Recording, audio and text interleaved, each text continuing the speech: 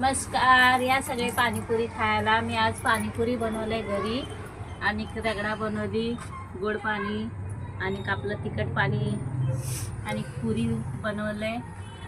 आणि पुरी हे आम्ही ना कच्ची पुरी आणून घरी तळलंय, बाहेरचे पॅकेट नाही आणायला, तळलेली. आणि हे पुरी तळलं की बघा किती छान होतात पुऱ्या. आणि ते पुरी फुटत पण नाही लवकर, हे एकदम कडक मस्त असते. आणि ते बाहेरचे पाकिट आणलेले ना पुरी हे होतात, हे बघा एकदम मस्त असं. आणि ते आपण पाकिटचे आणलेले कसे त्याच्यामध्ये अर्धे फुटलेले अर्धे हे केलेले असतात, फुटलेले केलेले आणि एकदम पातळ असतात. ते लगी इकडून गाठले तिकडून गळलं जातं. त्यामुळे आम्ही कच्चे आणून तळतो. आणि कांदा आहे आणि सगळे घरी बनवले. आणि प्रत्येक वेळेला महिन्यातनं 2 महिन्यातनं एकदा घरी पुरी पाणीपुरी बनवतोय. त्यामुळे कसं जास्ती खायला पण भेटतात बाहेरच्या पेक्षा. मग सगळेजण पोट भरून हेच खातात संध्याकाळच्या टायमाला. आणि किती पण खावा मन मोकळं.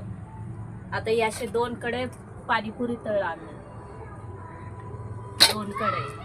तिकडे पलीकडे पण अजून 2-3 जण खात आहेत. आणि कसं झालंय ते सांगा कमेंट करून. आवडलंच तर लाईक करा, सबस्क्राईब करा आणि कमेंट करून सांगा. आणि रगडा बिगडा कसा आहे ते सांगा.